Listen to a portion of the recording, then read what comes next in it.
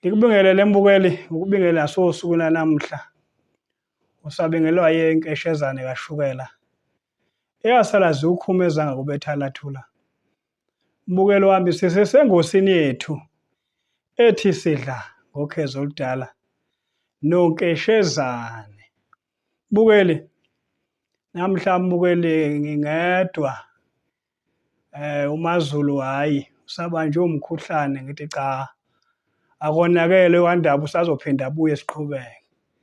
Cha ke mbukeli namhla ngibe nenhlahla ukuthi lapha ku TikTok kube khona umuntu ongibhalelayo lapha ku inbox wakhona.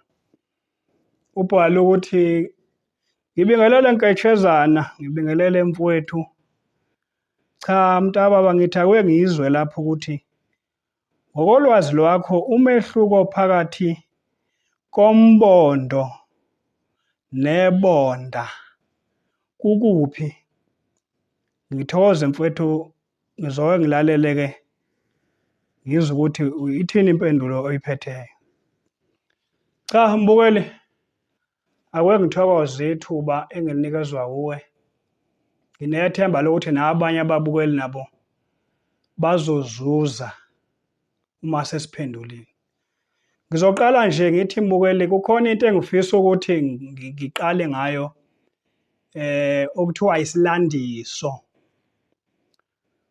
Uma sikhuluma ngesilandiso sikhuluma ngento njengoba isihloko sivelile sikhuluma ngokuthi yini umbondo. Kuphinde kuthiwa yini ibonda ngokolwazi lwami. Ngizoqala ngene nje ngithi bonda. Leso silandiso sithi bonda. Bese kuba yisenzo sithi ukubonda. Ngiphinde ngene ukuthi akuhlobane nakho okuthiwa govuza. Ukugovuza. Goqoza. Ukugoqoza. Konke lokhu kuyizimo zokuhlanganisa izinto ezithize ngenhloso ukuthi kuphuma into evuthiweyo. Kungaba edlekayo, kungaba ezobe isebenziseka hayi ngoba idliwe kodwa ukuze izihlangane ibe sezingeni elincomekile elincomekayo kufuneka kube nalezi zenzo engivezileyo. Kunesenzo sokugovuza, sokugoqoza, esokubonda. Ngakho embukeli ake ngithi nje uma ngena ke esihlokweni ngokuphelele. Uma sikhuluma ngebonda noma sikhuluma ngombondo lapho kusuka kunemizi emibili esuke inobudlelwane obuhle esibenzile. Noma ngabe akukakaganiselwana kodwa uma sekunezinto ezinhle eziwe sezenziwe kuba nalezo zinto ke ezimbili eziba khona ibonda nombondo. Ake ngithi nje hleze abanye bakhe endaweni esehlanzeni. Ake ngithi nje abakubo wensizwa bakhe ehlanzeni. Abakubo wentombi bakhe enkangala. Esikhathini esingaphambilini ke kungaphambi kokuba kube khona lezi ihlahla ezafika nabamhlophe. Owatela, ogumtree, opine trees, konke lezi ihlahla. Enkangala izinkuni beziyizinto ezinqabile kuthiwa zesikasi ngesilungu. So into ebebephila ngayo esikhathini esiningi ukuthi kufuneka bancike emalongweni uma ngabe ubulongwe sebomile babase bona. Kube lidaka bebumba amadaka esibayeni lawa kusokade kulodaka ebese ke lokho ke sekuyakwazi ukuthi ke uma sekomile ke sebezokwazi ukuthi babase. Ehlanzeni kube nezinkuni lezi ke enizazi ke ezinye zinameva ezinye ayinameva bazazi ke abehlanzi ezibaswayo nengabaswayo. Okusho ukuthi-ke uma ngabe le mizi yomibili esifuna ukuhlobaniselana isifike esigabeni sokuthi-ke manje khona abakuvezile nabanye kanjalo bemukela nabanye kanjalo babone ukuthi ngathi le ndlela ithanda ukubandla. Kuya kube khona-ke isimo-ke sokubonda-ke. Uma sikhuluma ngokubonda, kusuke kuyisimo njengoba usuke ubonda uphuthu noma ubonda umbhaqanga uhlanganisa ubhontshisi ovuthiweyo nempuphu, ubonda ndawonye-ke kuze kuvuthwe kube isidlo esidlekayo. So nalapha-ke ebudlelwaneni, nalapha-ke ebuhlobeni, kuyakufanele ekugcineni bugcine bubondiwe ukuze buvuthwe, bujabuleleke macala womabili. Ngakho-ke mbukeli, enkangala kwengenza isibonelo sokuthi khona bathe uma ngabe betshala kufika isikhathi sokuvuna, kwavuneka kahle. Ehlanzeni kwathiwa ukuthi bahlushwa isimo selanga kwangavuneka. Laba-ke bobabili bafuna ukuhlobaniselana vele manje. Bafuna ukukhanda ubuhlobo ngoba sekukhona vele ukuhlo seqalile.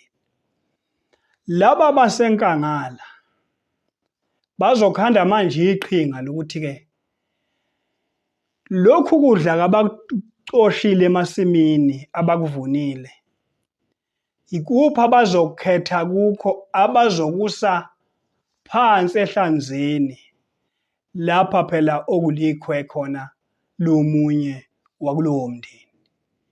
Okusho ukuthi uma kuphuma lokho kudla kuya phansi ehlanzeni kubizwa ngokuthiwa-ke ngumbondo ngoba kuyadleka kuwukudla. Kodwa-ke uma-ke sekuhaba lapha-ke ehlanzeni, asebethi ngoba thina-ke sibe nenkinga yokudlekayo sangacosha kahle. Kepha phezulu enkangala lapha nakhona futhi okunobuhlobo esibakha khona kubowa laba ade beletha umbondo. Nathi-ke sekufuneke siyobonda-ke isibonda-ke nathi-ke esinjengalesi esibondwe yibona. Bona-ke sebezokwenza-ke manje-ke isimo seyinkuni ukuthi-ke bayitheze kahle-ke zize zibe-ke yingqumbu, zibe yiflag ngokwamabhunu kuthiwa flag.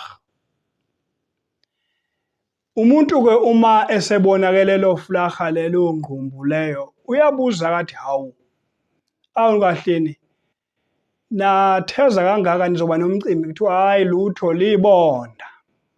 Njoba kuthiwa ibonda nje, yingoba phela-ke ngithi-ke kufuneka kuyobondwa-ke manje enkangala. Ubondwa ngani? Ngalezi nkuni ngoba izona abanazo. Okusho ukuthi-ke uma sebehamba-ke laba-ke bangapha-ke sebeya-ke la kuphuma khona umbondo-ke bona sebeyobonda ngani bona ngey'nkuni ezothi uma ifika ngale kuthiwa hawu bantu, nampa abantu basebukhweni bakasibani bani, hawu Nkosi yami, nabo bazobonda ngebonda ley'nkuni. Futhi-ke ngapha ekudleni umbondo, ngapha ey'nkunini libonda ngoba isenzo kuyabondwa, kuyabondwa. Ngicabanga ukuthi lento ithanda ukuthi icacise mbukeli. Uma ngabe ngathiwa hleze uyithole angaze afune ngichaze ngasiphi isimo. Kodwa nje eqinisweni njengoba ngisho ukuthi ibonda nombondo kuyizimo ey'veza ukuthi kunesenzo sokubonda phakathi. Ngiyeke ngidideke uma ngithola omunye umuntu etheza iy'nkuni zokuthi abase yena, kodwa athi iy'nkuni zakhe usenze amabonda azo amabili. Ekubenini kodwa lezo nkuni aziyindawo, azili ukobonda ndawo. Ngoba nangapha ngenhla ngeke bethi uma bevuna ukudla abasuke bekuvuna emasimini, bethi uma sekusezingqolobaneni, okunye kufakwe kulayishwe ezilulwini, ezancobeni lapho kulondolozwa khona, bese kuthiwa ngumbondo. Cha, ngumbondo ngoba usuyobonda la kunobuhlobo obubakhiwe khona. Nalaba libonda ngoba seliyobonda lapha okunobuhlobo khona. So-ke ileso simo-ke mina ngithi angikhulume ngibhekise kusona, nginethemba kodwa lokuthi-ke mbukeli, njengoba ubukade ubuzile usuphendulekile. Kepha-ke bengicela nakubabukela abanye abakade-ke sebewubuka lo msebenzi ukuthi-ke nabo-ke baphefumule. Bukele, ake ngizwe kuwena ukuthi ngempela kuwe uthini kule nkulumo, mina sengiphothulile.